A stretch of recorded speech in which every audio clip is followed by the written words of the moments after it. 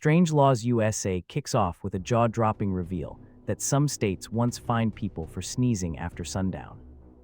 Today we uncover a forgotten Georgia rule prohibiting sleeping in parked cars on Sundays, a relic that still turns heads. In a playful courtroom vignette, cartoon gavel bangs as witnesses debate why a bakery in Ohio labeled bread with a capital B. Across a cinematic map, we hop from dusty archives to modern memes, tracking faded laws with exaggerated reactions zooming between states. Subscribe for more unbelievable American laws as we keep the quirks rolling and the laughs flowing.